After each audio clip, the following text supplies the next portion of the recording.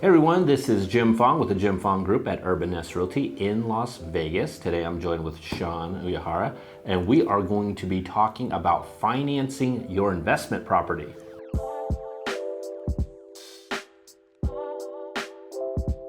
First of all, if you like real estate videos like this or market updates or just videos about living in Las Vegas, please be sure to like and subscribe to my channel. Hit the notification icon so you know when videos like this are released.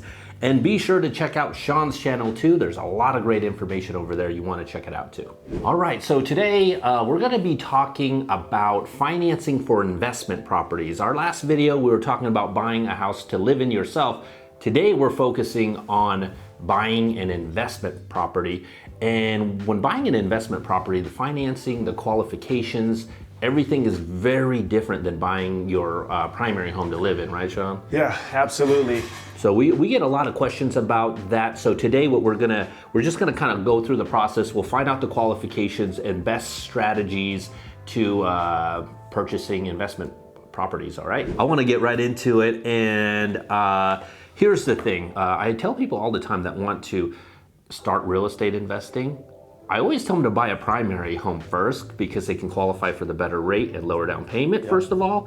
And if you want to expand, you can turn that into an rental or something like that, right? Yeah. And it's a good way to just get your feet wet, to understand the process, learn even some of the lingo that goes on with the process, the financing process, the real estate process. And if you buy at the right time, you can have a lot of equity that now you can use your house to go buy your next rental property. Exactly. Like, for example, I had one person, he bought a house, right after the recession. This guy had a couple $100,000 in equity. Yeah. So rather than just moving up to a bigger, fancier house, we ended up selling it, and he bought a bigger house. And then he bought a rental with it too, so he had two. But I guess he could have just bought a bigger house and kept the old one too, right? Yeah. But cool. So first thing, let's talk about let's just talk about qualifications. What do we need to qualify to buy an investment property? With a rental property, this is where your credit score is going to play more of a factor than your primary residence. Ideally, you'd want to be over a 720 to get the best type of interest rate. 720. 720 to 740 is going to be kind of your A paper, your top of the line. You're going to get the best rate possible. Could you still make it work at a 680? Yes, but the rate might be slightly higher. So, which is going to affect your returns, obviously. Correct. So, as an investor, and honestly, most of the guys that we've done financing for, they usually have really good credit anyway. Right. But if your score is not that high yet, one of the quickest ways you can get there, get your credit card balances under 30%. That's one of the fastest ways you can try to get your score up. And then you can obviously go through the financing process with a lender. So 30% you say, huh? 30%. Okay, so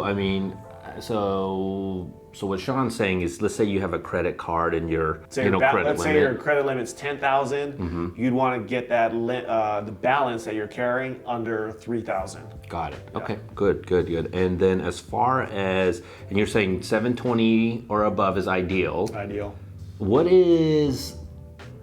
So when I work with investors, like you said, often everyone comes with a very high credit score. At what point does it not even matter anymore? I'm just curious. If you're over a 740, 750, there's no difference if you had that versus an 800. There's not an 800 interest rate? It's all going to be the same. Okay. I've seen a handful of 800s. Usually those type of clients, they're actually a little older. I think their credit's a lot more seasoned. They have really high limits on credit cards with very, very little balances. It's very rare that you see 800s, but if you have a 750, that's still amazing. That's top tier. Oh yeah. Okay, good. Okay, so let's talk about interest rates for investment properties. I know when we talk about buying your primary home, interest rates are really low right now. Yes. How do loans for investment properties differ? Typically, an investment property, the interest rate is going to be about 3/4 of a point or so higher than a primary resident loan. But there's ways that you can bring your interest rate down by paying points and getting that interest rate lower as an investor. I always tell clients, if you have the ability to pay the point, maybe look at doing that. You can look at a couple of options just to see how does that affect your cash flow and your return. And also, what is your long-term goal for the property? Right. Some investors, maybe they're just holding it for 2 years and they're banking on the property appreciating and they're going to get out. You may not want to pay points to buy your rate down. Not for just 2 years. Yeah. But, if you're planning to keep it for a while and this is just something that, the tenant's going to pay off the mortgage for you, then yeah, it might be worth paying a point or two to buy the rate down and take advantage of the environment we're in right now. Okay, cool. I mean, just out of curiosity, for the viewers, I mean, why are interest rates higher for investment properties? There's more risk. The way Fannie Mae and Freddie Mac looks at pricing these loans, there's, if you're an investor, you probably own other property. So now you're managing more debt. It's something that you're not necessarily living in. So there's more expenses to the homeowner. And obviously, depending on how you manage it, sometimes you try to self-manage it and that could be the biggest headache. And there's more risk to the investor at the end of the day. So they price all those factors in when determining rates. Yeah, so I mean, I guess like if you have a bunch of properties and, things get tight, I mean, probably one of the first things to go is you let the investment go. Right? So, okay. And another thing too, a lot of people that are buying maybe in other parts of the country because investors are looking always for a deal. Yes. Rates are going to be subjected to whatever that market is. Okay. So, for example, I bought a property in Arkansas earlier this year, and that rate was different from a Las Vegas rate. Really? So just to make sure, when you guys are running numbers, make sure that you're talking to a lender that's licensed in whatever state you're looking to make that investment, and you're getting accurate rates because I see it happen all the time. As my team, we're licensed in 18 states, and there's even loan officers that don't know that the rates differ from state to state. Oh yeah, oh yeah. There's realtors that don't know that either. So, no. Anyways, okay, cool. Let's talk about down payments. I mean, a lot of people say, well, how much down do I need for this? What is it? The minimum is 20%. Okay. However, I tell every single one of my clients to do 25. And the reason is there is a big difference in the interest rate and the way Fannie Mae and Freddie Mac prices the loan from 20 to 25%. There's almost a 2-point difference in terms of an adjustment that's made on the backside for us as a lender. And this is for every lender out there.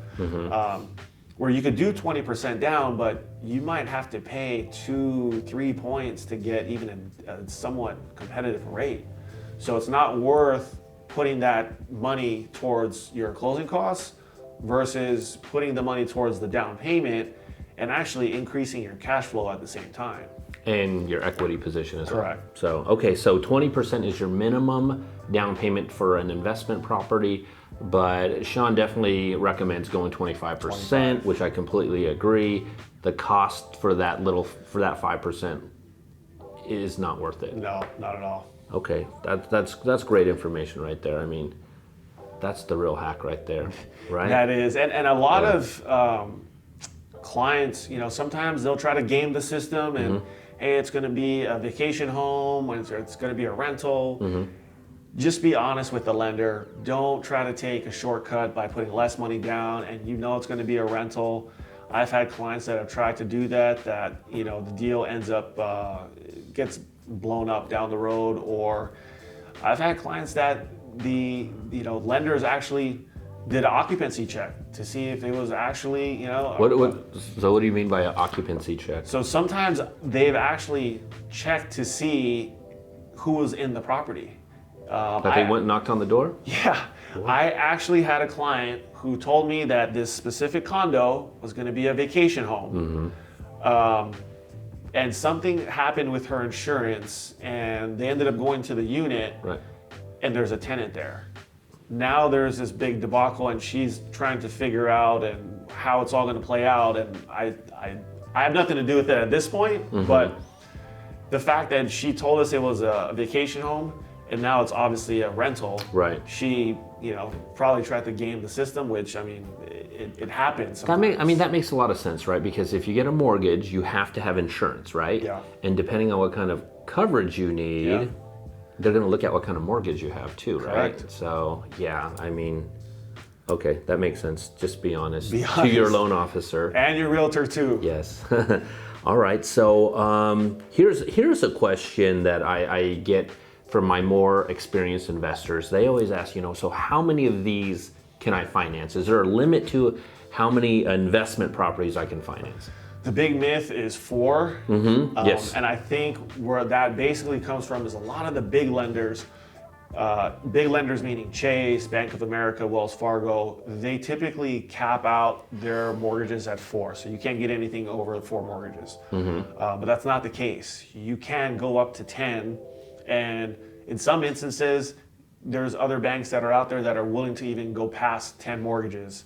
So it's just a matter of, again, having that relationship with a lender who has the flexibility to be able to go to 10. That shouldn't be any issues. But if hey, you're really savvy and you've got a lot of rentals, there are some options to go past 10 mortgages as well. So you can do 4 at least for sure. Yep. Maybe up to 10. Yeah. What are the what are the qualifications to start, getting closer to 10, I guess? Once you get past the 4th mortgage, 25% down is the minimum. So there's no 20 at that point. And really it's going to come down to reserves as well. Reserves meaning how much money you have in the bank after you close on your property. So typically, we can use 401ks, annuities, other investment accounts as part of that reserve money. So it doesn't necessarily have to be in your checking or savings account. But the one thing I will say that, there isn't a finite number to say if I own 5 properties, I need to have X amount of dollars in the bank account. Because you have to have, it's going to be based on what DU or desktop underwriter or LP, which is loan prospector, that's Fannie Mae and Freddie Mac's online underwriting system. Any lender will go off of what the system tells you. So for example, I was buying a rental and my team, they were doing my loan, and with Fannie Mae and DU, they wanted me to have $200,000 worth of reserves. Right. And when we looked at LP only asked for $30,000 in reserves. So we ended up going that route to get the loan financed. So that's where, again, just that relationship with your lender, understanding your file, knowing your file inside and out, it's going to make a huge difference and convenience to be able to purchase more rental properties. Okay, very good. So it's a case by case scenario. Yeah. It's not a one-size-fits-all qualification thing, huh? Because once you have an investor that starts to build up their portfolio, their taxes get a little more complicated with write-offs and stuff like that. So you want to make sure your lender knows how to add back the depreciation and all the other mortgage interest and stuff like that on the taxes. But they know how to read the tax returns. Yeah. Because if they don't, they could easily miss something and then miscalculate the debt to income ratio that maybe they tell you, hey, Jim, you can't buy, when maybe you actually can. Okay. Well, good point to transition to this too. So sometimes investors ask me like, hey, I'm buying an investment property and you're saying my income might be a little like getting kind of close. Well, what about the income I'm going to receive from renting out this property? Can I count that as, income, even though it technically may have not happened yet, right? You can use up to 75% of the gross rent. So if you were renting the house out for $1,000, we could give you credit for $750 worth to offset the mortgage payment. Right. So it does, even though it gets a little more complicated in terms of qualifying, right? You do have those benefits though, where you can use the future rent to offset the mortgage. So even if your income might be getting a little tight, you may only have to qualify for maybe a $300 payment, not the full, call it $1,000 that you're looking for. Okay, sounds good. And who determines that? How do you know if it hasn't been rented out yet? How do we determine what's a fair range for that? When we order an appraisal on the property, we will ask for what's called a rent schedule. Okay. So the appraiser will give us an idea of what the market rent's going to be for the property. But if someone was tight on their debt to income ratio up front, that's where, in my opinion, from the lending side, it's really important to have a good realtor partner like yourself, so that way I can say, hey Jim, what do you think that's actually going to rent for? And we can start to work our numbers before you make the offer, before it gets accepted, and we're jeopardizing any earnest money or inspection money as well. Okay, that's a really good point too. As far as question on a lot of investors, they like to form maybe corporations or LLCs to kind of house that. Could you just talk about that from a financing perspective? If they want to buy under an LLC, for example, I mean, are they borrowing under their personal name, or is it the corporate name now? Or I mean, how's that all going? There's two ways to look at it. One, most lenders will not finance an LLC in and of itself. Okay. There are some banks under what's called non-QM lending, so qualified mortgages. You're kind of going outside the box, right? Where they will finance the LLC up front. The interest rate's going to be a little higher than what your normal investor rate would be if you were to use Fannie Mae or Freddie Mac. Okay. For obvious reasons, you're going outside the norm, so you're obviously going to pay a little higher rate. What a lot of investors do, though, is they will finance it in their personal name, and then once they close on the property, they will then quit claim it into an LLC. Right. But the one thing I will advise, and be cautious of this, is in your closing docs, the buyers are signing what's called a due on sale clause. Sure. And I don't think anyone reads that. The due on sale clause basically states that the lender could actually call the loan due if they find out that you were to transfer the deed from your personal name to an LLC. Okay. So in 15 years of lending, I've had so many clients go and do that themselves, and just, they close in their personal name, they throw it in an LLC. Right. I've never had anyone come back and, say that the lender called the loan due. But it's something to be a little cognizant about, because it could potentially happen, but I've never seen it ever happen or hear a client say that the lender called their loan due. Got it. Okay, great. I mean, that's a good introduction to all of that. I mean, it goes much deeper, and with investment financing, it is very much a case-by-case scenario, I believe, right? And it gets a little complicated too, especially here in Las Vegas with condo financing. Condo financing is very tough. There's a lot of litigation, that's out there with HOAs and homeowners and all these lawsuits that make it difficult for lenders to finance condos. And one other thing I will drop here for you folks is if you're looking at a condo, make sure you're working with an agent who understands investing, like Jim. One of the most important things I will tell you about condos is that some of these HOAs or these developments, they have what's called a rental restriction. So they will only allow a certain number of rentals to be any units at any given time. And I've had clients that were sold rentals through other realtors, not Jim, that they had no idea there was a rental restriction. They closed on the unit, tried to market it to get rented. Soon they found out they could not rent it, and it was like a 2-year wait list in order for them to get their unit rented, and they ended up having to sell. Jeez, yeah, no, I mean, that is true. Like, a lot of these, big condo communities, they allow a threshold, maybe 50%, right? Yeah. And once they've reached that 50, you're on the wait list before you can even try to apply to rent out your unit, right? So in that case, I know I had some clients ask me, I know the answer to this, but I would love your take on it. What if they say, well, how are they going to find out? Well, that's funny. I've had this. I've had a client of mine test this theory before too, and I think it was a neighbor that they didn't get along with and reported him, and then he started receiving a monthly fine on it until he stopped doing it. So it added up quickly. Yeah, it added up very quickly. So, hey, final thing.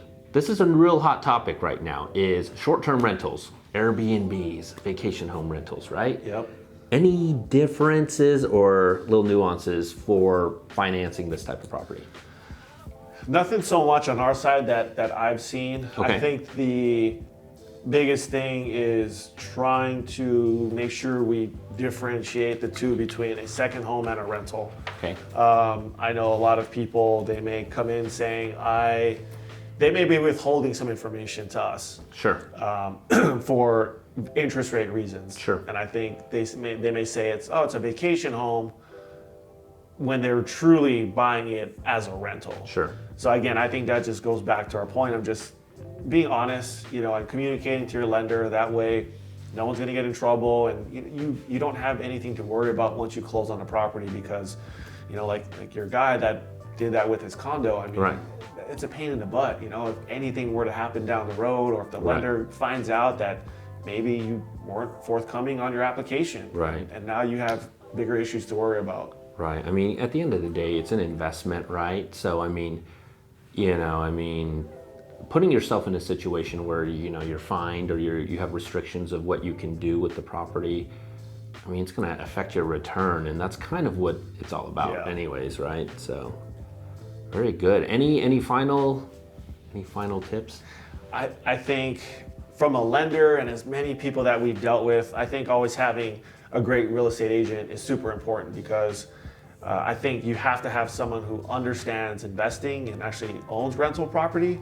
I've had some clients that were purchasing in Texas, and they were working with an agent that was out of state, and they didn't understand how high the property taxes were in Texas. Okay. So all their numbers that they were calculating were wrong, and it showed the inexperience to the agent, which I had to educate the homeowner that the numbers that they were running were off, and it was off by a lot. So I think it's really important to have someone who knows the market, and it's an investor themselves. Yeah, no, definitely. I would agree with you there.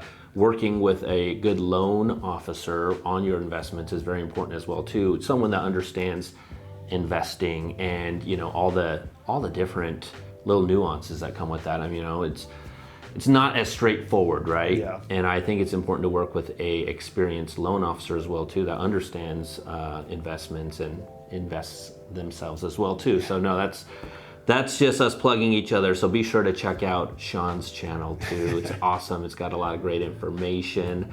But that is our video today. If you have any questions or comments or something, just leave us a comment below. We'll be sure to get back to you.